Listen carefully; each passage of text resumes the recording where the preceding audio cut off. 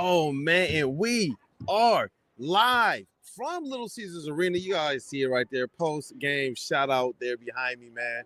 The fans are just taking the in-game shots. I think this is one of the dopest things. Win, lose, draw. The Detroit Pistons fans get to come down.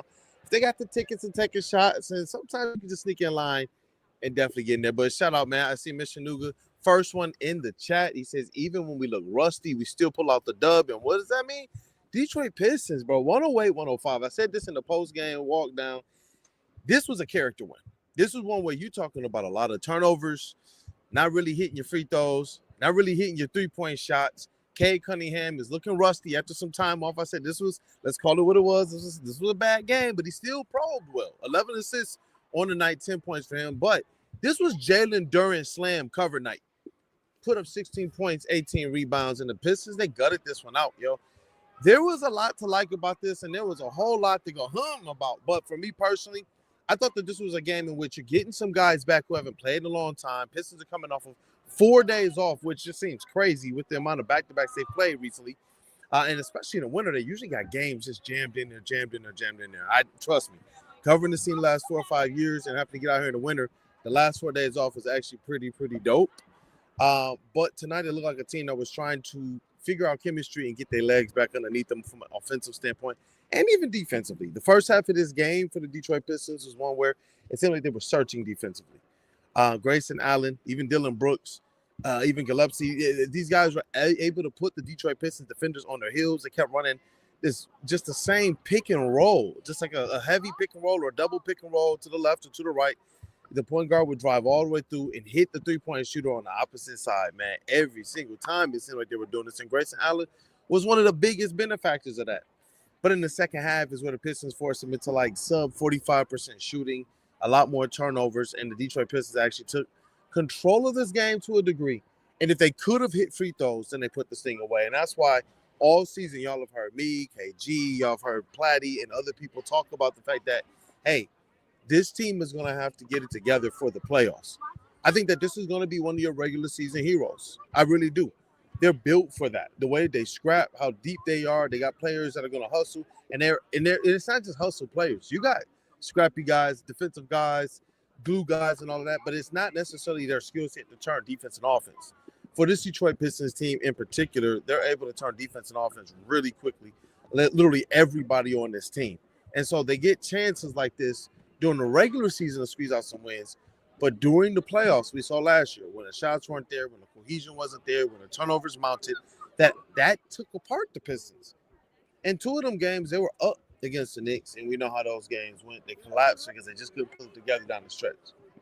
And I see it, man. I see you, Mr. Nuga. You see what I'm talking about, man. We're not going to be winning in the playoffs missing them darn free throws, man, because they could have just easily closed this one out. It was a whole lot more to sweat about than necessary with this game. It was because they couldn't hit free throws, and that's why I on a normal night they would not miss as many of those down the end of the game. I hope not.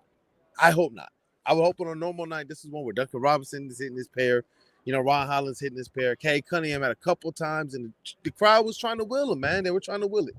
I heard the MVP chants and everything, but it just didn't quite happen for him. So this is one where I'm telling you, aberration-wise, I think you just kind of wipe the slate and you keep it moving. But there were some things that we normally see from this team that you want to see them get cleaned up, and it is those turnovers, man. Hey, we got our guy Platte in the building. Let's get him in here, man. Let's get him in here. What up, though? What up, though? How you feeling, Mr. Rap Cave, Platte knows ball is in the building, man. What up, though, bro? Let me see here before we get this thing going. Eric Moy Kool-Aid, can you turn the camera around so we can see the Pistons on the court practicing their free throws? It's not quite them out there practicing their free throws. You can see the court, man. We got some personnel still out there, but it's not those, man. Hey, look, this is what I can tell you. I know that with the snow and everything, the Pistons did actually cancel shoot-around today. So we got that message early. This was actually one of the ones I was going to be able to make it because it was going to be a little earlier than the time frame that I have to do to get into Brendan Edwards' show to do TD. And so I was planning, gearing up to go, and then you get that. Hey, see you, Woody. Woody from Fox 2, man. Legend, dog. Like, legend over there. Got to make sure you put him on. But, so they canceled that today, and those types of things matter. Obviously, they try and get into the arena a little bit early. But even the Phoenix Suns, their bus, you know where we our studios at and everything. We get to see these people when they leave every single time, Platte. And Oh yeah. their bus even left late for the game today. I was like, they leaving at 5? The game was at 7. Bro, they were leaving as like y'all were walking into the studio. So I Yeah. know Koloff said he 100%. saw them on the way in. So this was just a weird one, dog. But I'm not too upset about it. There are some things that I want to see this team get cleaned up. The turnovers is where my head is just like, gosh, what is going on? The missed free throws, gosh, what is going on? Those two things is where I'm more or less like peeved. The 3-point shooting, we've seen this team be like that all year. But Platte, Yeah. just give me your first assessments of this game, man, and welcome to the show, brother.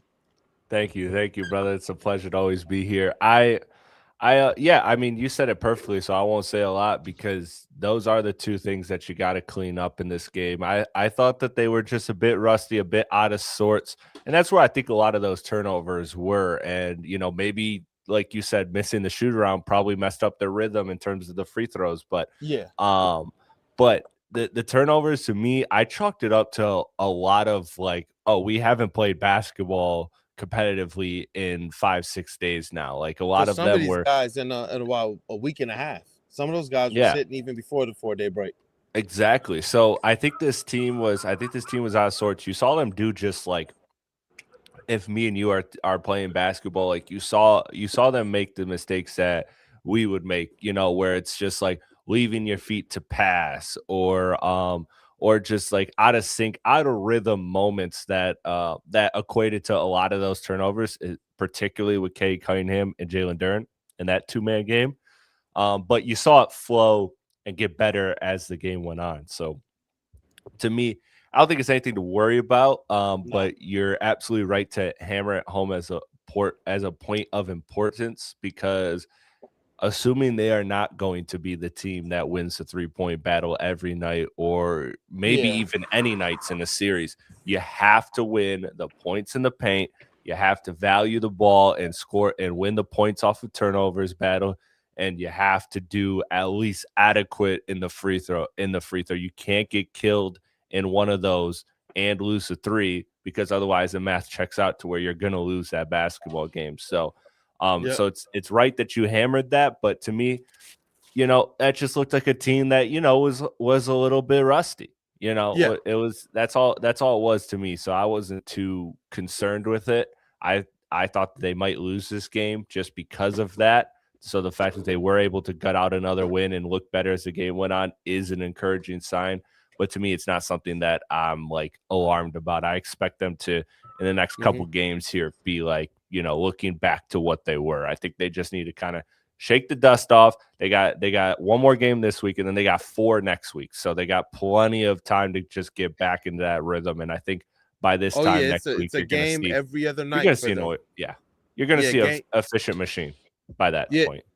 yeah, game every other night for the Pistons here. They have a pretty good stretch of games where they're going to be able to catch the rhythm. And I see you, Steve-O, baby.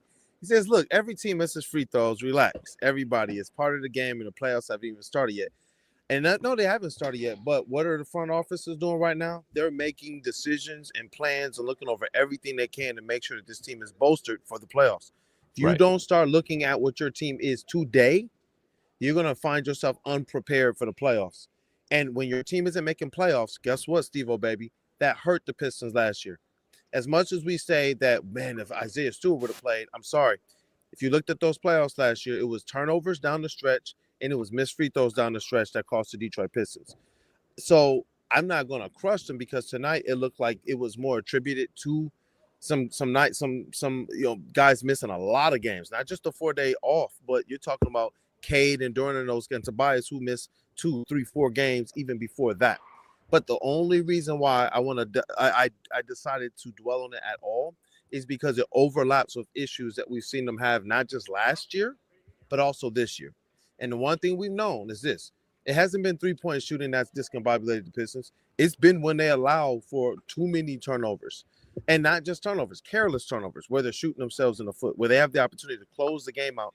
This team has dropped more games where they've had the opportunity to close the game out this year. They got 10 losses on the year, and 5 or 6 of those have come in games where this team coming down the stretch looked like it should have been a sure win, and all of a sudden their turnovers in the fourth quarter, their inability to make certain shots in the fourth quarter has cost them. And so those are things as we go game by game, Steve-O, we're going to make sure we do the heat check. One, as it relates to the game, and then another one as it relates to where this team is trending. Now overall, it's the number one team in the East. And it's a team that continues to go out there and find ways to win games. Because 10 losses through almost half of your season, you can't cry about that. I mean, can you imagine right now out of an 82-game season, this Pistons team is on pace to lose 20 games and win 60, 62 games? They're still on pace for a 60-game season. That's Platte, I see you smiling over there. I wanted to smile even bigger than that, but it's just like when you just talk about it out, when you say it out loud, it's like, that's insane. They already went from 14 to 44. Now you're talking about 44 to now you're on pace for 60. And so, yeah, you try to keep yourself in a position where these things are measured and metered. But we've seen this before. We're JB Bickerstaff coach teams, and we've seen this with the Cleveland Cavaliers after he left. They were regular season warriors. We've seen this with the Philadelphia 76ers. And the things that hurt them in the regular season that people just thought, yeah, but they first place, it ain't really hurting them. Those things crept up in the postseason and hurt them. Now, I believe that this Detroit Pistons team has a completely different pedigree, though, because winning games like tonight, and we've said this a couple times, you don't get to as many wins as the Pistons have right now, man, sitting at 29-10.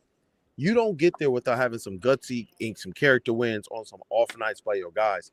And I think that, to me, personally, helps to raise this Pistons ceiling just a little bit more. Because you're talking about a team now that's going out there and finding ways to win, manufacturing ways to win, and they're not turning off the hustle to do it. The one thing that I noticed all night, regardless of if they were making shots or if they were missing free throws, is that their hustle was on point all night, even to the point that it seemed like sometimes it was going to get them in trouble. But this is the identity of the squad, and I think that as long as they're bringing that night in and night out, then I level with Steve-O, baby.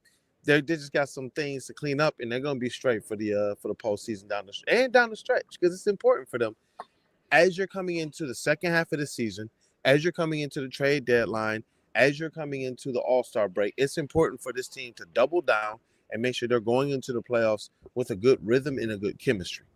But yeah. I like the fact that this was, in my opinion, a character win. You're playing a team that is just as physical. They play very scrappy. They were playing man-to-man defense all night. The Phoenix Suns were in the Pistons jerseys. So it's uncomfortable. You got Dylan Brooks over there playing the villain role.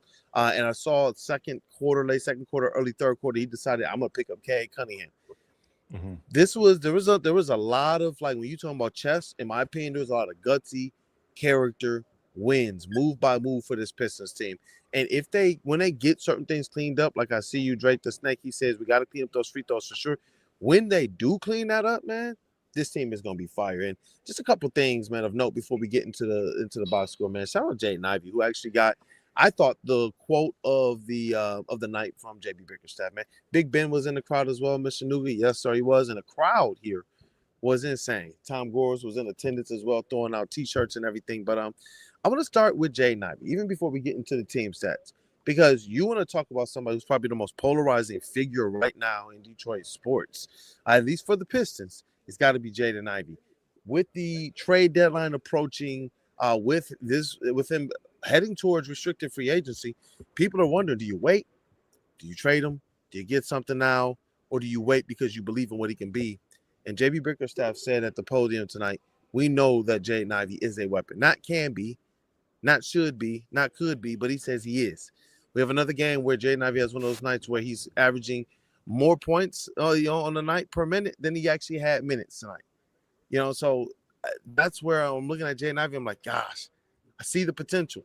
But are you in that position to be able to wait for him? I'm still in that camp of Jaden Ivey. I want to wait and see, because he had a really good game tonight. Shot the ball well, was very composed. And there were some stretches where I thought the Pistons offense wasn't quite that hot, but Jaden Ivey was able to go and make a couple baskets in a row to keep things afloat for them. Yeah, I think Ivey had a good game, obviously, for sure. What up, though? Dr. Darius. I just look at the Ivey game as something of, look, I know it's a full conversation, but I'm at the point now where I'm not trying to necessarily get off Ivey first thing, take him for nothing, but you better be damn sure with how open the East is, with how good your shot is at the finals, you better be certain that I will even give him this year, but you better be certain that All next right, year brother. Good he is night. back to that 20-point per game score that we know him to be. Because look, I truthfully I've accepted the fact that Ivy probably can't get to back to like full basketball Ivy that we saw Yeah, the pre-injury this year. explosiveness, the burst. Yeah. I think he just needs like an off season. I think he needs just more time to recover because again, it wasn't just a injury, it was also the knee injury. So I do understand that. I'm not being ignorant in that and saying that Ivy has this big fall off or anything. I don't think he's fallen off in terms of he just can't play anymore. I think that his body just won't be able to get to the point it needs to this season.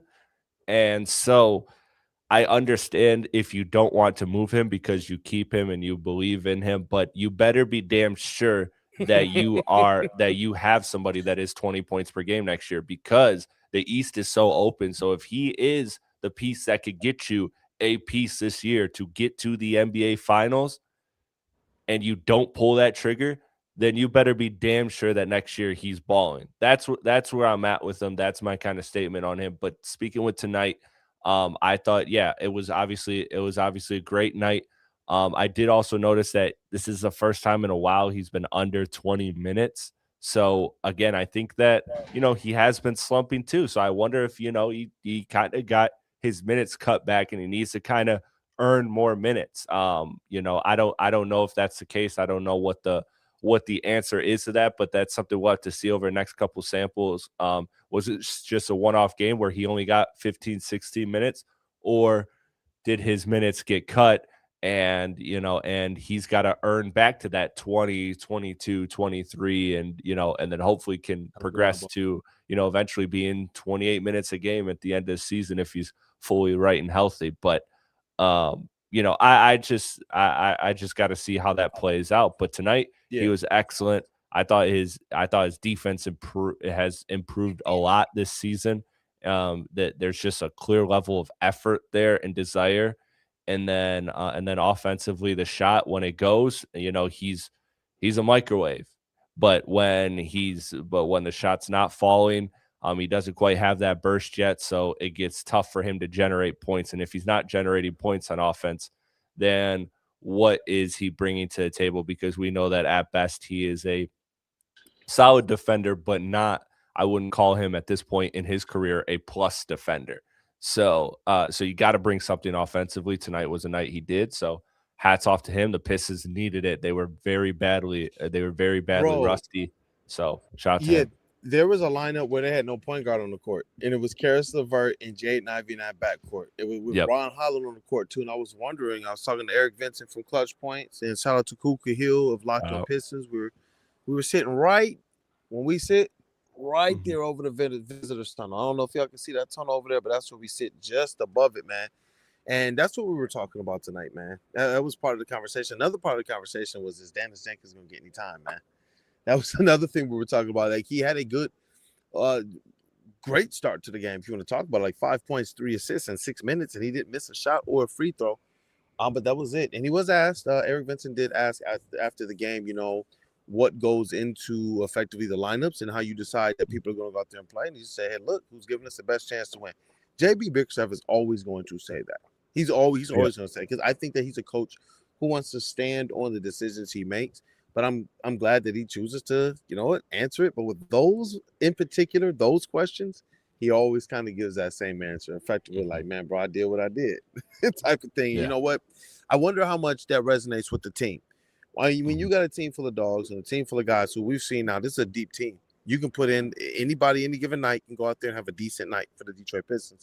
I think that type of stuff resonates. And K, he's gone out there and said it several times that this is a deep team. They don't got no egos. They don't even look at it as starters and bench type of thing. They look at it as, hey, look, everybody's a contributor. So I do think that goes a long way when you set your lineups, when you set your game plan, when behind the scenes if people are dealing with certain injuries or this, that, and the other. Like, what people are going through if they've been off. And so, yeah, and I wanted to be able to address this on the screen too. Eric Moy, 3944. He says, hate to say this, but they were missing Devin Booker.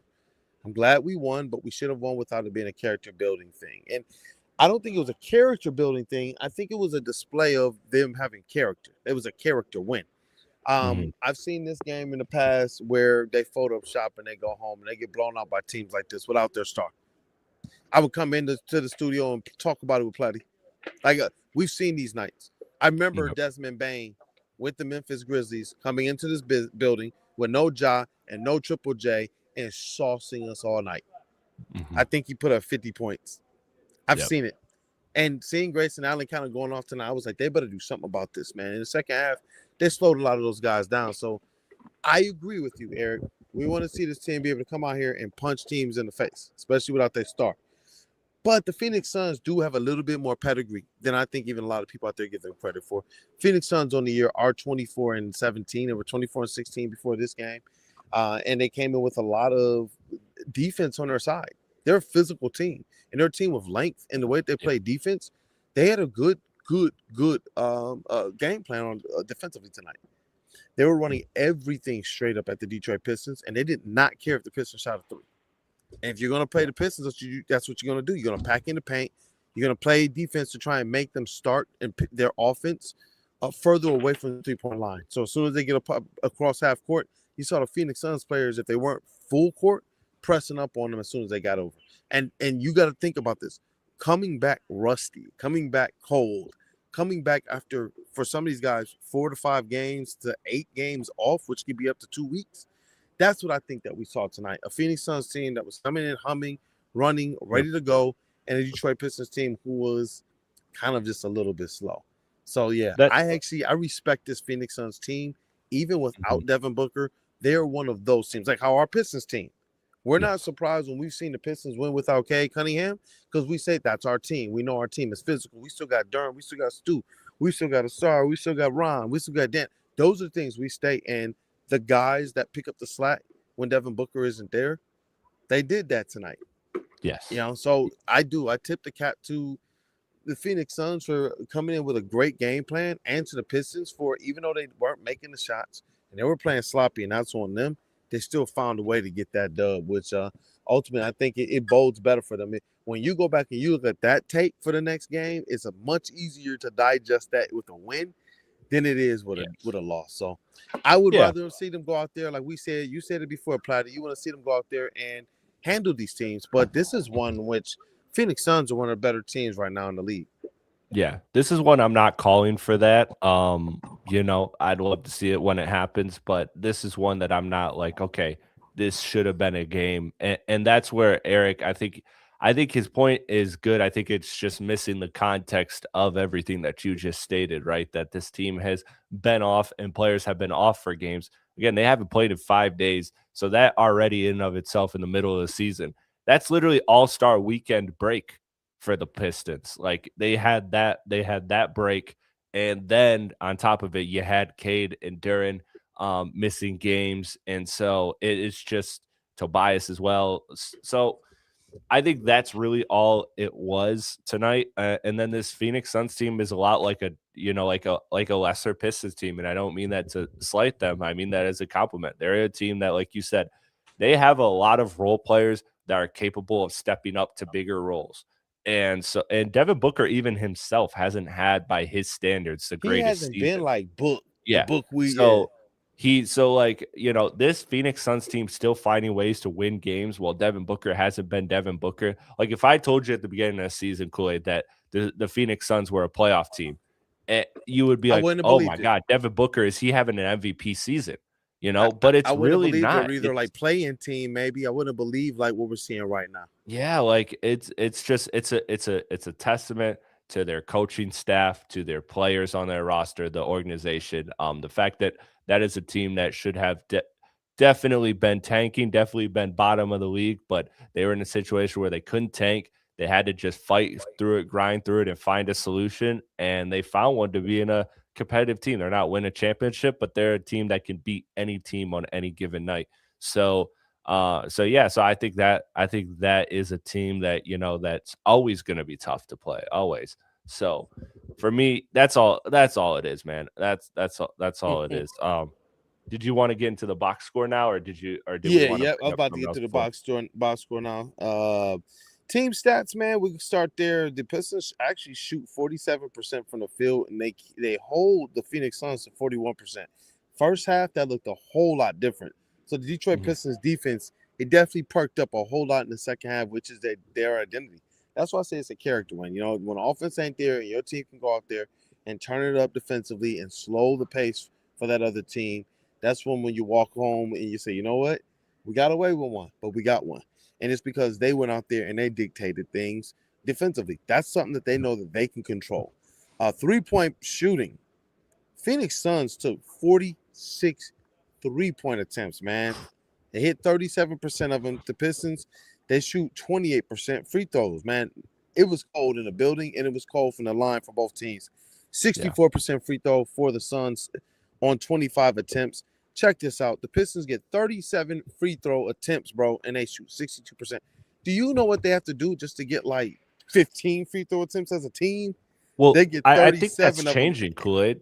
Sorry Yeah? to interrupt you there, but I think No, go I ahead. think that we're seeing that uptick. We're seeing Cade get to the line more. Yeah. We're seeing this team get more free throw attempts. I think they are starting to get a respectable whistle because that was the thing, right? That made free throws such a tough category for them is number one, they are not a great free throw shooting team just by raw statistics. They But are then second to last in the league. yeah, but then you add in the fact that they, don't get a lot of attempts either, so they were always losing the attempts battle and the percent battle, so it ended up being, a 10, 11 point difference, and then you have your 20 plus point difference in the paint per usual for the Pistons, maybe even 30 or as high as 40, but if a team has already got you in 10 to 15 points extra in free throws, then all they really need is a couple extra threes and God forbid winning the turnover battle, and then you're cooked. So I think that is something that's very, very positive that the Pistons, I would obviously like to see them improve their percentages, improve their makes, but the fact that they are now actually like just getting more attempts than teams night to night for the last 10 games is something that's very, very positive. That's a big Yeah. sign that can bode well for this team come the playoffs. Because even if they could just net even the free throws. Like you just didn't beat us there. That's a win for the Pistons. That's a win, bro. Hey, those are bars, man. My man Platte's cooking up. Thank you guys for being here. Going ahead and like the stream for us. Send this into the algorithm of Phoenix Suns fans, New York Knicks Absolutely. fans, and whoever else needs to see this, man. Because you know what? The Pistons won again. I see you, Flake Dog, in the chat, man. And you know what? Let's continue on this box score. Rebounds. This is what I love, man. There's certain aspects that should never be missing from any Pistons game. They out rebound the Phoenix Suns 54-41, man. Yep. And I love that because this is more reticent of Jalen Duren on slam night. This was a gritty game, man. This wasn't a game where everything was open for Cade and Duren in that pick and roll. It's been amazing to see how teams have adjusted to the number one lob threat from a year ago, because those guys are trying to disrupt that Cade Duren connection as much as possible. But he still goes out there and puts up 16 points and 18 rebounds, man. And some of those rebounds in the fourth quarter were crucial. So crucial. Able to get the Pistons a couple second chance opportunities tonight, and they needed it. The Pistons pulled down 14 offensive rebounds tonight to the Suns 9. They had 25 assists tonight. They were really passing that ball around. Cade Cunningham had 11 of those blocks. And tonight, the Suns had 9 of them to the Pistons 7. That's usually a stat that goes the Pistons' way. But I'm telling you guys, the Phoenix Suns, they're a defensively scrappy team. They're lengthy, and they have guys that can switch basically everything out there on the court. They had lineups that they can put out there where every pick and roll the Pistons did, Phoenix Suns just switched it, man. You know, and when you get the bad angle at the end of a shot clock, that's where they were collecting some of those blocks. So let me see here as we continue down. Steals, the Pistons actually got 10 tonight. So and they lose. Hey, I'm not used to this, man. Yeah, they lost They the lose the battle. stocks battle tonight badly because the Suns got 14 of them. Some of that is due though to the Pistons' carelessness as it relates to the turnovers. If we just jump there, 17 turnovers for the Pistons, and they gave up 19 points. They forced 14 Suns turnovers. They only get 17 off of that, so they lost that battle too. And you know, all year we've been tracking those. They generally are getting 20, 25, 30 points a night from the other team off of making them cough the ball up. So when we talk about character wins, this box score is showing the Pistons brought it defensively. They brought it in the paint because they won the points in the paint battle 44-30. And they didn't foul a lot. Only 15 fouls to 25 for the Phoenix Suns tonight. So, the Pistons, man, they found ways. They found ways. At one point in time, the Suns' largest lead of the night was 16, dog. So that's what I'm saying. It's like this was one in which I believe that the Pistons are finding out when JB Bickerstaff is telling them, go be stars in your own lane, make defense number one. On offense, our philosophy is to always touch the paint. I think that's JB Bickerstaff knowing what his team is and isn't and trying to put them in the best possible position to succeed, because I can tell you this, they are not a three-point shooting team. But I'm glad that this squad is not afraid, even though they're not hitting the free throws yet, I'm glad that they're not afraid to get into the line. I think that you raised up a really good point by highlighting the fact that over the last few games, so 5 to 10, even maybe 12, 13 games, this team has found ways to get to the free throw line. Cade even had a game recently where he had 18 free throw attempts and he had 17 of them in the game. So I think that is real crucial for the Pistons to continue this trend, dominate the paint. We do not care if we care if the free throws are going in, but I don't want them to change their style of play based on that, because that's something that I think hurts Asar Thompson. There's sometimes when it feels like he's not driving all the way in. It seems like he's not trying to play as physical as he can when he's attacking the rim, because free throws might be on the mound. And I look, on every level of basketball, I've played with players like that, and I know other people have too, where if they don't think they're going to hit that free throw, it changes things a little bit, man, for them. So I'm hoping that these guys continue to have the mindset of attack, because it is helping them. Stops the game a little bit, gets them to the free throw line, lets them settle a little bit more. And when they start to hit these things, they're going to find themselves closing games out with 2 minutes left in the game and 1 minute and 30, rather than having a 5-point lead with like seconds left to go. Someone hits a three because they missed 4 or 5 free throws in a row, and now you're in the middle of a game with 20-something seconds left. So it's good to see them, though, be the one, though, that can step up and come out with a dub tonight. And they've done that more times than not this year. Like I said, I'm going to continue to commend them this year because they only have 10 losses, man. They're 29-10. Think about that. Almost halfway, but 3 games away from the halfway point of the season. 2 games away from the halfway point of the season. Unbelievable, man. And yeah, I'm glad that we do the team stats, because I think that's just such a telling key for this team. It's very hard to just look at the box score, which I know we're going to go to players in a second here. It's very hard to just look at the box score and, make an assessment of everybody's worth or contributions to this team. It really shows up in the team stats with the Pistons. So I just, again, that free throw stuff is important to me, because tonight wasn't a night where you dominated the points of paint. You won it by 14, but the Pistons, like I said, I mean, they've beaten teams by 30. But they usually beat teams by 20 or more. Yeah. So when you're not as dominant there, and I'm glad to see those free throw things correlating, because to me that always made sense. If you're going to shoot a ton of shots in the paint, why the hell aren't you getting free throws? That was always a disconnect to me. So I'm glad to see it kind of evening out, and hopefully that trend continues, because that is an absolute huge thing for the Pistons come playoff time. It will still be crucial that you make your free throws, but you need to be able to be competitive in that arena, because most nights in the playoffs you are going to lose a 3-point battle. So you have to win your points in the paint. You have to win, you have to take care of the ball, and you absolutely have to be competitive. You can't get blown out at the free throw line. If you get blown out by the free throw line and the 3-point line, you got to outbeat them by 60 points in the paint to win. Like it just the math gets too tough at that point. That's probably why JB Bickerstaff, I remember when we were talking about it in the beginning, and there was a question I asked him, because they had back-to-back games where they put up 70 points in the paint. 70, bro. 70. Yeah. And they beat their opponent over those 2 games, I think, over 60 points in the paint. That's insane, bro. Like that's an insane margin in a game where everyone's trying to be and act tough. You went out there and you beat your last 2 opponents by that much. And that's when he revealed, look, our philosophy is to touch the paint first. Mhm. Like, unless there's just a wide open three there, we want people diving, we want people getting into the paint, and it's because I think that's where their players are more effective. What do we Yep. know about Ron Absolutely. Holland coming out of the draft? That 3-point was going to take some time. That didn't mean that he Mhm. was horrible inside the arc. Nope, actually, he was shooting 50%, above 50% on finishes inside the arc and finishes at the rim. Ron Holland was actually one of your best players coming out of the draft at that.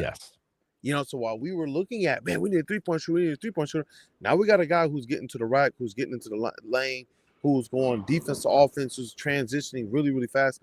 And honestly, a lot of those guys are very, very efficient in the paint. You're seeing Isaiah Stewart take the step up. We're talking about Jalen Dorn in the post. All you've heard me, as others, bro, cry. All I need is just a couple pet moves from these guys. Just Yep. a pet move from Dorn. And now you're seeing these guys be able to do that. There was a couple times where Durham was able to walk his defender down from the top of the key, because when you got 5 guys like the Phoenix Suns were doing, playing man-to-man defense the way they were, the center is going, or the forward could be your weak link defensively. Obviously, your 1 through 3 is going to be some of your best defenders, but when you have literally Point Durham who can handle the rock a little bit, it was very comfortable to see him get into the paint, and not just what I've seen him do in the past, get all the way to the paint and throw some up and hope for a foul. There was a couple times he got into the paint and put his back to the basket, did the little shimmy, spun into the middle, and got either the foul or got 2 points. I think that those things for the Detroit Pistons, their confidence in the paint, being comfortable in there, and not worrying about, am I going to make a free throw or not? This is helping them go in there and dominate that paint on a nightly basis. Why? Because they got the dogs for it. It's one thing if you're just telling people go out there and do this versus you actually have Jalen Dorn who's taking that all-star level leap. You actually have some athletic freaks in Ron Holland and Asar Thompson. You actually have Cade Cunningham who can get into the paint and make some things happen. You got Tobias Harris. Saw him tonight. There was several times when the Pistons needed him to be able to make that little turnaround shot, that little shot that he likes. A couple times he got fouled off of it. And so I think the Pistons' comfortability with just physicality in general and getting into the paint, this is allowing them to overcome literally not being able to hit threes or free throws, bro. Right. Like all year, man. And that to me, when we talk about playoffs, that's something that translates to the playoffs. That's Yes. something that's going to make the Pistons a very, very tough out come playoff time. And you see it right now. It's making them one of the toughest outs in the regular season. But any more words before we run through the Pistons box score? No, man. Let's get to a box score, man. I'm excited to see. I actually haven't sat here and looked at the box score, so I'm pulling it up as you are, just to see it with my own 2 eyes. Because when you're watching and you're not stat tracking, sometimes you can see some numbers and be like, "Whoa!" So I'm excited. Let's get to it.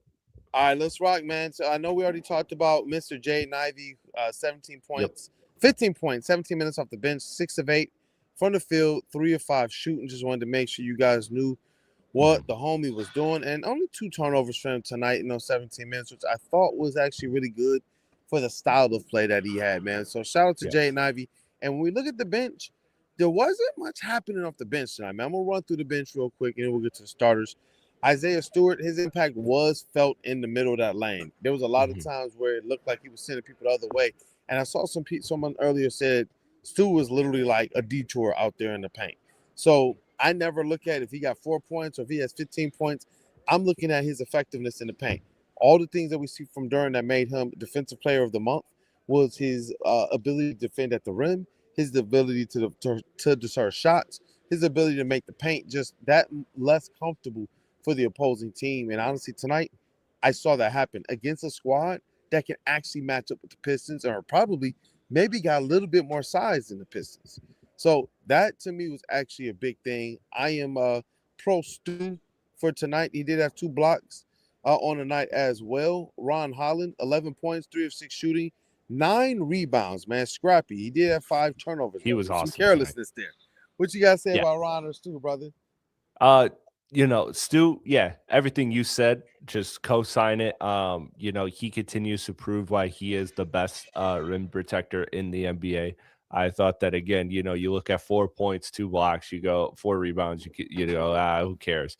But he's so impactful, so impactful. And then Ron Holland tonight with 11. I just love what Ron Holland brings to this team. I thought that, one of the few mistakes I've seen JB make this season was that Clippers game when they took Ron Holland out, just because of how much momentum he brings, especially for home games. He absolutely brought it tonight. He was awesome. He was awesome Yeah. out there. I loved him and just the team kind of rallying around him when things got chippy with Brooks. And, you know, he kind of Yes, sir. understood. He kind of Yep. understood. And Brooks went back to him after. Again, I'm seeing the broadcast. You're seeing what's on the court. So maybe you caught even It more than was I did. chippy, bro. But on the broadcast, we saw after he shot his free throws, Brooks go up and talk to him again to try to get him in his head. And Ron Howard didn't fall for that at all. And then there was the block charge call that ended up being challenged and overturned. It was easy. That's a moment where you've seen Ron Howland crash out. You've seen him just get up and swing before the call is even made. So I think you're seeing maturity in Ron Holland, and I think that he's maturing in the right way because he is not losing his edge whatsoever. So I thought he was spectacular, and if he could continue to bring that energy and not be a loose cannon, I think that's a huge weapon for this team in the playoffs, especially at home. When you get the way he gets the crowd going is just, I mean, it's almost unlike anybody on the team. Yeah. So, it's so vital. So, Ron Holland, man, awesome contributor tonight. To me, one of the most standouts of the game tonight. Definitely, man. His energy, I see it there. Flay Dog said Ron brought some great effort and energy tonight. And you're right. The maturity there. And it's not just the maturity because you can see the frustrations brought up some, but it was also maturity to listen to his coach. There was a couple times when JB Bickerstaff went in and grabbed Ron Holland, like literally out the crowd. There was times when Kay Cunningham and these guys went and grabbed him after the little kind of, he just straight up. I gotta say, I said this to Kuka Hill too. Ron Holland has been playing fabulous man-to-man basketball the last 3-4 games, and maybe even longer than that. He's been playing good defense all season, but his man-to-man defense the last 3 or 4 games has been insane, tough. And on the play where Dylan Brooks kind of took the swipe at him and Ron got up a little aggravated, it was because good defense. He just man-to-man defense. Dylan Brooks turned into Ron Holland. He took the ball from him. And then you see the swipe from Dylan Brooks at Ron Holland's face, man. It was ruled a flagrant. Ron, for whatever reason, did get attacked for his reaction. I don't know if you saw it was a flagrant foul. You're supposed to give some type of leeway for that type of reaction, man. But that was weird. I like that was a weird call. Yeah. That's the Art man said. I thought Holland showed a lot of restraint not going after Brooks. I thought he did too, man. And shout out to Ron, man. This is a young guy still, 5th overall pick from a year ago. And he's still coming out here saying, I just want to do whatever I can to help this team win. So shout out, man. I thought your comments were on point. Platte. But thank you. Yeah. Javonte Green, he's another one, 16 minutes, 1 of 5 tonight. Just looked off. We know what Javonte Green is, so I don't harp on him. He gets to a point. He gets to a point where, you expect him to make every 3. So, when he got that one sequence where he missed 2 in a row, I was like, wait, what the hell is going on? Because he just is the perfect role player, man. He comes in, he gives you good minutes, he gets a steal, a block, a dunk, or, a couple threes. He just does those little things, but they end up being so huge and important for his team. Tonight wasn't his night, but it was just, I mean, look, it's bound to happen. So. Yeah, and he's still you still see these guys giving the effort defensively. You still see them trying to. 100%. They miss a shot. They're clawing at it and everything. That's what happens. You don't get those offensive rebounds any other way. So, if these guys were missing shots and offensive rebounds were low, then we're probably talking about something different. But that's where I'm just you know what? We know who Javonte is. You're right. We sat here and everyone was like, whoa. And when you see him miss it the way he did, that's when you can. When a player like him misses that way, that's when you can go and say, you know what, this team is just a little bit rusty. They had a little bit too much time off. And that's where, coming down the stretch, I'm hoping that JB Bickerstaff already has his load management plan together, because this team seems maybe they can lose a little bit of rhythm when they take a few games off. Now, they've won these games coming off of long breaks this season a couple times. So, again, I'm telling you guys, when I say character wins, I applaud the Pistons when they get wins like this, man. To get through Absolutely. this, Karis LeVert, 16 minutes, 2 points. I wasn't happy with his minutes. I really felt like some of his minutes probably could have gone to Dennis Jenkins, who 6 minutes, 5 points, hit his only shot of the night, which was a 3-pointer, hit his free throws, 3 assists for Dennis. And that wraps up our bench. If you have any other comments on them. No, just quickly, like when it comes to the bench unit, just overall, my kind of philosophy is shifting to, obviously I highlight the positives, but this Piston team has shown just like as long as you're not a negative, as long as you're not a drop off, then you have done your job. Like a lot of these Piston games, it's just holding fort until they get it going, until they get a group of stops and fast break points and they knock a couple threes. I'm not going to kill anybody that has a night where they just look fine. I agree. Dennis was good. I'm just a big advocate for minutes of Dennis. I just think you see so much in him that you saw from Schroeder last year, and you saw how valuable Schroeder was in the playoffs. Again, I'm not expecting that level of output from Dennis because Schroeder's a vet that's been on literally the world stage. So it's unfair to have those expectations, but you saw that role being so important for the Pistons in the playoffs last year, and so I'm a big advocate for getting Dennis more minutes. But other than that, no, it was a solid night from the bench. This wasn't a night where the bench, saved you by any means, but again, they did their jobs. You needed the big night from one of Ivy, Jenkins, LeVert, one of those guards. You needed a big night from Ron when your team just didn't have enough juice offensively, or just in general. And so the bench did its job. It wasn't a spectacular game for the bench, but it was, again, if you do your job, this Piston team will still usually find a way to win because they have a great club, 100. because they have two all-stars, and because they have a brand of basketball that we've seen continuously pile up wins. 100. And to get through these starters, man, and then make sure everybody can get some rest. Oh, hang on. We might have we lost Kool-Aid. So I will start going through the starters, and then when Kool-Aid pops back in, we will go through there. So for the starters, we can start with Asar. Asar with 5 points, 6 rebounds, 2 assists. He was great. 4 offensive rebounds, 2 of 6 from the All floor. right. Obviously, the air ball 3. Oh, there you go. Yeah, I was, yeah. I was just starting. They're I about to started cut with the the internet SAR. off on me here. Huh? Yeah, I started with the SAR. 5 points, 6 boards, 2 assists. Yeah. 4 offensive rebounds, 2 of 6 from the floor, including that air ball 3 that was just way off. But what was your thoughts on Asar? I thought rusty.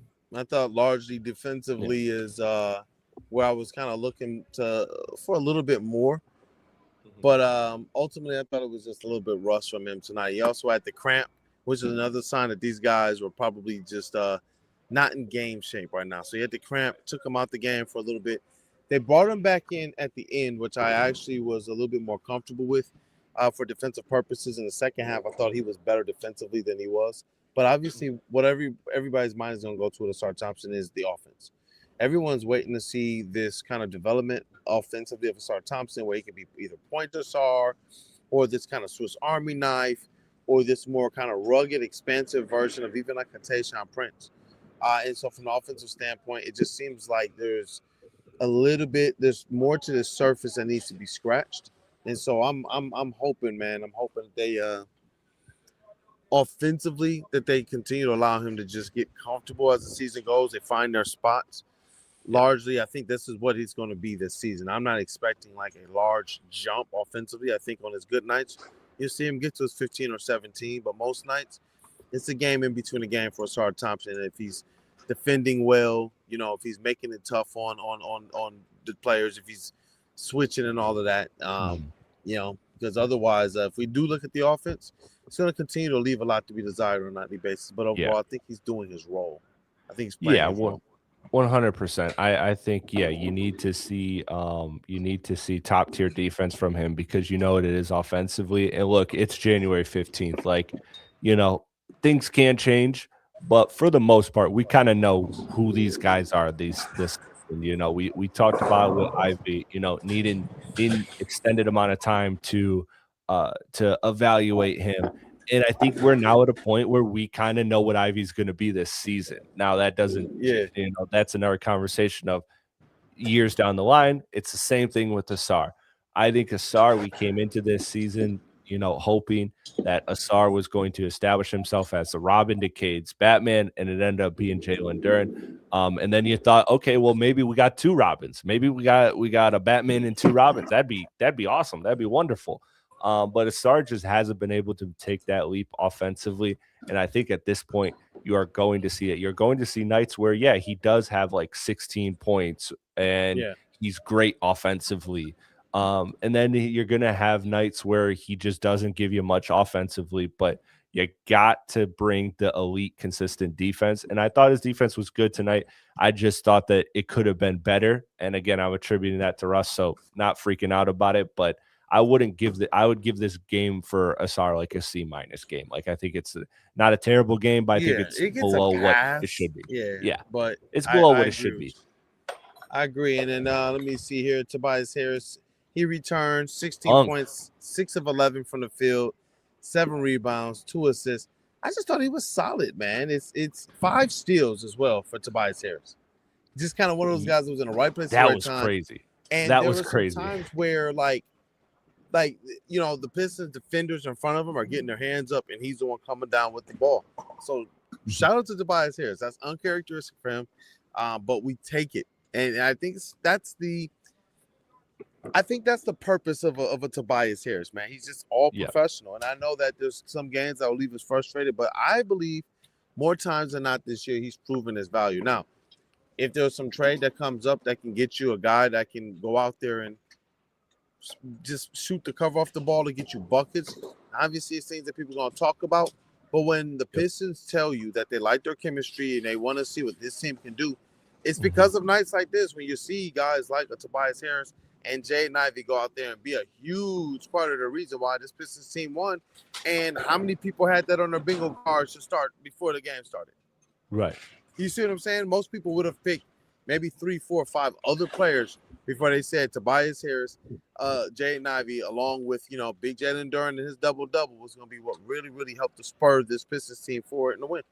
So, Yeah. Uncle Tobias, man, shout out to him for just doing his job for as long as he's a Piston.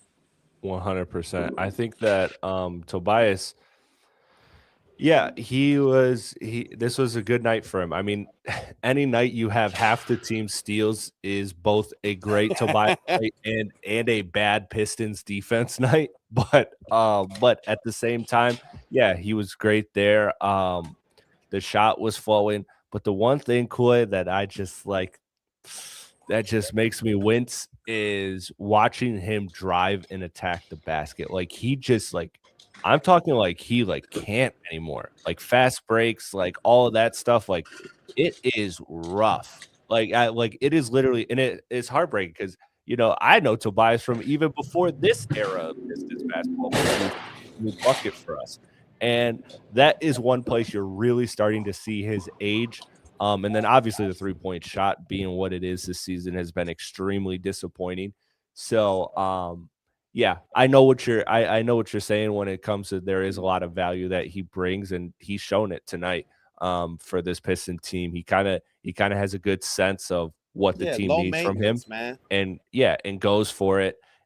But yeah, that's gonna be an interesting conversation, man. That's a conversation for another day. We'll see how this Yeah. team evaluates him at the deadline and his level of importance because you know it's important. He's one of the only team or players on this team that's like a true body four, and that's something that you got to think of come playoff time. Like if you're shipping him out, like you know Yep. you And got he's to be one bringing that back a four body, somebody that can guard the four, somebody that there you you can go. get away with putting on Cat for a couple minutes, or Tatum if he's back and healthy. Like there's Scotty Barnes. Like these are guys that are 3-4s that are, that I don't know if I want Ron Holland and Asar being taxed with all of those minutes against guarding people that much bigger and stronger than them. I just don't know if they're fully there yet. So for me, it's something that it's a sneaky part of Tobias's game and importance to his team. But yeah, tonight he was great. Yep, and I'm seeing Eric Moy. Uncle Tobias just needs to embrace the old man game, shoot open three, play good defense, rebound your area. Don't do too much that would make you sore the next day. Yeah, and, 100%. Like no more drives, Tobias. Like none. Yeah, like, no more drives. I like the back to the basket. Yeah. We know that Tobias, but the drives. Yeah, post fades. I don't think he's the best passer off drives, bro. It's an adventure. Not even passer. It's like now it's like he's not even finishing. Like today, it's like he drove it and he just almost just straight up ran out of bounds. Like he just like you could tell like he just his body isn't responding to like what his mind wants to do. Like you're literally seeing signs of a player aging. Have a good night. So, have a good night. Yeah, it's gonna be interesting. Yeah. But yeah, no, great night from Tobias, and yeah, you need that. You got Mr. Arn Tellum tonight, man, walking through. And I just want to say something before we get to these last two players. We got Duncan Robinson. I will say shout out to him. 27 minutes, 19 points, 7 of 12 from the floor, 4 of 7 from behind the arc. That's Duncan Robinson. Good game. Nights where it look like that, and then nights where it's like 1 of 8. That's him, and you take that. You know who he is. But what I liked about Duncan Robinson, before I talk about Mr. Arn Tellum here, is the fact that he didn't settle for the threes. What it showed me is that this team, from the coaching staff down to the professionalism of Duncan Robinson, they didn't rest on their laurels. They're showing that they're able to make adjustments, and they've done this several times this year, where we're able to look Platte and say, "Oh, they made this adjustment with this player or this thing that was affecting them." Duncan Robinson didn't just sit stationary. Remember when he said, "You can't have 20 points in the first half and only 1 field goal attempt in the second half"? And JB said, "Yeah, we're gonna have to do better at getting them schemed in." I love the fact that they weren't just having him sit at the 3-point line. He was doing a little bit of what he was doing in the beginning of the season. When he get chased off the 3-point line, when he hit the pump fake, he gets into the lane and he's making things happen. He drew fouls tonight, several times. Yeah. He hit that little shot off the little one hand off the glass. And if that's your shot, do that. Scheme that. Yeah. Duncan Robinson, when we got here, none of us thought we were just getting just a stationary 3-point shooter. Go back and look at the preseason film and such. Mm-hmm. Go back and look at the stuff that we were talking about. We were saying this guy's a little bit of wiggle to him. He's improved his game. He's improved his passing since coming into the league, and this is a more complete player. So to see him have a game like tonight was actually one where I was like, you know what, that's the Duncan Robinson that we really need. And I was just about to say it, Eric Moy. I was about to say he was fired up tonight. Eric Moy says Dunk was fired up when he hit that and one. You love to see it. Anything on Duncan Robinson before I talk about Arn Tellum, and then we close up with Kay Cunningham and Jalen Durham? No, I think Duncan just, I mean, you know what it's going to be. It's either going to be a good night or a bad night. And I'm glad that you took a second to kind of highlight the differences that he brings, because it's not always as simple as the threes, but oftentimes it is. But yeah, his off the dribble game was great tonight. And, and I think the Pistons should be attacking those type of shots if they get them, because a lot of times what happens is Jalen Duren is crashing the offensive glass. Isaiah Stewart is crashing the offensive glass. Like Dance Jenkins' pull-up 3 was a perfect example of that was a win-win scenario, because Jalen Duren was the first person down. He had boxed out. He was going to get that offensive rebound if there was one. And, and same with Duncan Robinson. So you don't have to shoot the 3. You can kind of make the defense react, get a shot, and then, the help defense will kind of shade to you. And that gives Duren or Stu or whoever the big man is, Reed, maybe the ability to get the offensive rebound. So it's almost like a free shot in some sense when you have such great offensive rebounders like them. And then Asar, when he's crashing the glass as well, like this Piston team is just a good offensive rebounding team. So I'm all for taking those type of shots, because they often lead to second chance points if they don't go in. Especially if the team philosophy is be ready for it. And that's what they look like. You got, Ron 100%. Holland and your Asar Thompsons, You got your 2s and your 3s getting in there and mixing things up and crashing the boards. You got your 1s and Cade and Danis doing the same thing, man. So I actually like the fact the Pistons do this. And I see Art, man, he said, do you think the Pistons will make a move at the deadline? I do. The thing is this. How much are they going to – how big is the deal? How big is the move, yeah. I think that the Pistons right now are gauging everything, though, which is what a good organization would do. That's why you hear some of the rumors that you do. You hear them in deals rumored to be with Trey Murphy. You hear Michael Porter Jr. And you also hear, like, John Hollinger. He could totally see them today. He said it in the Athletic that he could totally see them effectively making a non-consequential move. One that's not going to cost them too much. One that doesn't jar their future too much. One that does make them a little bit better this year, but it might not make them that NBA champion. It'd be interesting to see because we don't quite know how good this team is. How many of us had them pegged for a 60-pace win team this season? So it's gonna be interesting to see, man. But shout out to Arn Tellum, who just walked by, him and his wife, and they're always nice people. I see them at the practice facilities at games, and y'all gotta understand. I got on there, and there was times when it was rough here, and he's the man, kind of, the Pistons governor for Tom Gores for the when they go to the NBA meetings. Is Arn Tellum, who will go and represent, and he ran things and still kind of runs a lot of the stuff here. And we all know about him being a super agent. He was Kobe's agent and things of that nature. And even today, the connections he has to the different agencies. There were players he was bringing in before that, was like, dag, man, if you're the guy, you're the chief in the kitchen, this has got to work out. But today, seeing his imprint on the team, I got to tell y'all, it's working out. And, you talk about that agency that he's connected to. Well, Kay Cunningham is also on that agency. So, you know what I mean? Like, shout out to Arn Tellum, shout out to the Pistons for staying true to their course, to their players, to their plan. Arn Tellum is here to basically tear things down and then help rebuild things the right way. Looking at it right now, we got to look at everybody involved and tip the cap. From Tom Gores, who's in the building tonight, the owner, to Arn Tellum, down to people like Trajan Langdon, Michael Blackstone, JB Bickerstaff, and these players like Cade and Durham, who we're going to talk about here in a little bit. And shout out to Tom Gores, who he looked a little reluctant tonight to get out of his seat to toss T-shirts. The attendant came to him and gave him T-shirts. And he just kind of looked, and you see him turn around, and his face was huge, bro. Like, the smile on his face was big. And he's throwing shirts out. He turns over and throws one to Ben Wallace, too. Yeah. And it was just like, bro, all he ever wanted to do, Platte, was throw shirts for a winner. Yeah, Tom Gores gets that. and especially when another owner, Matt Ishbia, is in the building too. He was in the building, bro. So that's a little bit. How it is with the top dogs. They're competitive. So yeah, we saw his family. Definitely wanted this what's one. What's all that SUNS gear sitting courtside? And I realized that's Ishbia next to Gores. Yeah. So no, that's good. That's good, man. Shout out to Gores, man. But we got the double brothers here, man. It is Cade Cunningham. Not the best night. 10 points. Barely a double for Cade. Yeah, 11 assists is good, but obviously I know people, they're talking about that the turnovers and things. I'm not harping on it. I know Cade Cunningham this looked like a game where he's just off. Shots rimming out, free throws rimming out. Just wasn't quite the night. And he's playing in a pretty physical, gritty matchup.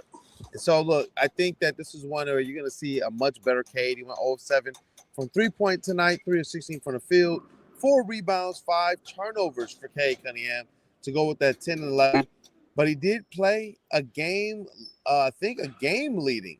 38 minutes. He played the most minutes of anybody tonight. That's Cade Cunningham. And that's a lot of minutes. That's a whole lot of minutes. That's where I think they were like, you know what? You got to get your legs back. And Cade was a +9 in this game. Jalen Duren with another big double-double on Jalen Duren's slam night, bro. He had 16 points and 18 rebounds, 8 of 13 from the floor, 2 assists for the big fella, and 2 blocks. And guess what? Only 1 turnover for Jalen Duren tonight in some big minutes where he also had to handle the rock. It's interesting, though. He only got 28 minutes tonight, and he only had 1 foul. So coming back, it seemed like they weren't going to push him too much. You talk about the reoccurring ankle injuries for Jalen Duren throughout his career, and that's what he's returning from. I think they played this thing the right way. They were able to not overexert a guy like a Jalen Duren or a Jaden Ivey, they were able to still go out there and get really maximum effectiveness from a lot of their roster tonight, even with Cade Cunningham being as off as he was. But Cade and Duren, the dynamic duo, and shout out to Jalen Duren for his big night on his Slam Magazine cover night, man. What you got to say about those two? Yeah, it was a night where, those two, they needed to carry the team to get to where it wanted to get to. And obviously there was other outstanding contributors like we mentioned through this box score, like Ivy. But that two-man game is the heart and soul of what this team is offensively. And you saw good moments from it. Duren, I thought you saw some good moves. You saw some smooth jumpers. You saw some jumpers that looked smooth but didn't go in. So yeah, it was just a game where, look, it wasn't their greatest game, but they did what they needed to do. They're just gamers, is what they are. Sometimes you don't win pretty, sometimes you win ugly. And this is one of those ones where they won ugly, particularly in Cade's case. Duren, though, was a little sloppy with the ball as well. I don't want to put it all on Cade Cunningham. Even Duren in and of himself was. There was a lot of times, too, where a turnover got saved, where it was a bad pass and it was saved, and then the play kept going. So there was that one sequence where there was like three, like almost the ball almost went out of bounds like three times, and I was and like, then they got a guys, layup. Like, yeah, did you see that one where Sarr wound up getting a layup at the end? Yeah, that's the one I'm talking about. Yeah, so it's like it's one of those things, man, where it was just. But that, to me, that is a perfect play that encapsulates like what the night was, and the night was a team that's trying to get their rhythm back. And so that's something that I gotta see. I gotta see improved, and I will see improved. So yep. And then look, man, good game, good enough to win. Yeah, and you know what? They're getting. This is interesting. They're getting. I saw the hockey stuff going in now. They're getting this thing all switched up because the Pistons actually got a game Saturday night, and then Monday night. And then I think that they're on the road Wednesday, and then they come right back home for like another 3 or 4 games. Pistons, take advantage of your home games. Yes. Take advantage of them. You're at home. You get the luxury to be able to get to shoot arounds if you need to, or to this gym earlier. I'm quite positively sure that they were here before the Phoenix Suns were. So I'm hoping they come here, make this a true home court advantage, and get comfortable playing here. When you look at the month of January, bro, and even some in February, they got a lot of home games, Platte. A lot of home games. You have to build momentum right now. Like these are the games that are going to translate to the crowd's atmosphere in April and May, and then God willing June. Like that's what this is. That's what this is for the Pistons. Yeah. This is where you plant those seeds. I know a lot of friends of mine that are not really sports people. They're just casual, but now there's enough hype around the Pistons and they're going to a game, and this is the time to win them over. This is the time to, have a great game and give them a great fun atmosphere. I can't tell you, Kool-Aid, how many people in the last month or two that weren't going to Pistons games, maybe even never went to a Pistons game, or it's been several years, went to a Pistons game and was like, wow, this is awesome. Like, I am absolutely going to another. And that is what matters. You need to keep building on that so that come playoff time, this is a tough place to play. And if it is a tough place to play for the number one team in the East, like if you're the number one team in the East and you're hard to beat at home, that's a very, very good recipe for a great season and a great playoff run. Hey, well, man, we're going to get this thing wrapped up here, and I got to talk about one more player, okay? His name is Chris Platte. And I agree with Jumbo. He says the heavy's got to give Platte more Pistons talk. Bro knows ball, and it's more enjoyable than the depressing lines. Hey, that's one thing I can tell you for certain. We covered the Pistons 5 years, and one of the most definitive things that I know is Platte knows ball. I can definitely tell you that, man. I'm grateful to be doing this with you this season and beyond. And I'm hoping the Pistons give us a long playoff run. I know last playoffs, we got to get in the building for a couple games, get some content in and things of that nature. And this year, I hoping for more of the same. I know February 6th. 100%. February 6th. Keep this date in mind because we're planning a watch party. It is a home game, so I'm going to do the pregame at second best. And then I believe, Platte, if you're not in the building, you might be on that watch party at second best as well. And then post game, we're gonna go live like we usually do. So right after watch party's over at Second Best, they're gonna crush the stream over there right when we go live over here. So it's gonna be a pretty good day. If we can see you guys out at Second Best or here at LCA, definitely come over and say what up, though, because we want to be able to get the content. We want to feature you guys. The second half of the season for me is about getting back to the fan content that we used to do in the streets and out on the concourse. If y'all remember years 1 through 3, kind of 4.5 for Kool-Aid. That's what it was about. If y'all have seen Platte and the heavyweights, y'all know that that's what they're about as well. Interacting 100%. With y'all. That's why we out here doing this. It's 11:40 right now, p.m. We're not getting to sleep until tomorrow, Platte. Think about literally. It. So that's what this is about, man. But it's for you guys. So, Eric, I think he says it best. Let's dunk on the Pacers Saturday. That's a game where you had a stinker tonight. You probably still lost. You didn't. Don't lose to the Pacers. You got to get that rust knocked off quick. I know who are winning games recently. They're winning games too, Kool-Aid. Like, let's, I know that's that the record is what it is, but this is a team that's winning games, and this is a guy in Rick Carlisle that he doesn't. The reason this team is losing is because of the lack of talent, not because of coaching. Like, Rick Carlisle will never in his life commit to tanking. Like, he is trying to win these games. They are just, they're just losing because of their lack of talent and injuries right now. Like, so the Pacers, absolutely, man. That's a game where, look, they won 2 in a row. I don't know if they're still on that streak. I think they may have lost since then. But last I saw, they were on a 2-game win streak, so they are kind of, turning it around a little bit. So that's a team that, look, you can't sleep on it at all. And that's a point where, prove you don't belong. Prove you don't belong. I won't put that stamp fully on them because I know they're still going to be probably shaking off some rust Saturday. But that is absolutely an opportunity to, make a prove that team. Yeah, I'm not calling for the blowout, but I am calling for to go out there and handle things. I believe tonight was another one of those handle your business games, and they went in there and they did it against a team that's won a lot of games this season. That's been one of the better teams in all of the NBA. Even without Devin Booker there tonight, we've seen these good teams like the Pistons without Cade still be able to go out there and be formidable. Like, think about how many of us 100%. Are concerned. Like, we want Cade in every game, but when he's not there, there's still an expectation for this team to go out there and perform and give themselves an opportunity to win. So, Platte. Shout out Mishanuga, too. Shout out Mishanuga for showing love. I put it up there. Shout out Platte knows ball, man. Like, I'm telling you, if y'all want Pistons coverage, there's a lot of good out there. I'm telling y'all. Shout out to a lot of good people from Anthony at Pistons Talk, Kuka Hill from Locked On Pistons, all the beat writers, Hunter Patterson, Cody Davis, Omari Sankofa. I can name them all. Even Dr. Darius is in the building. Vincent, man. Yeah, there's a lot. But I'm telling y'all, man, we really, really, really. Eric Vincent, I'm missing people. I know Natalie Curran. I know I'm missing people. So I'm sorry if I missed you. But I'm being so serious. Somebody I'm never gonna miss about is this guy here, right here, Platte. And I love this stuff, man. So to be able to come in here and do this and try and bring the most honest, true, authentic, family-like coverage that we can, man, we appreciate you guys. So. And look, if I see you guys in this arena, you come up to me, you say, what up, though? I'll make sure that you guys go away with some type of giveaway or something. So get over here to LCA, get to these games, get to our watch parties.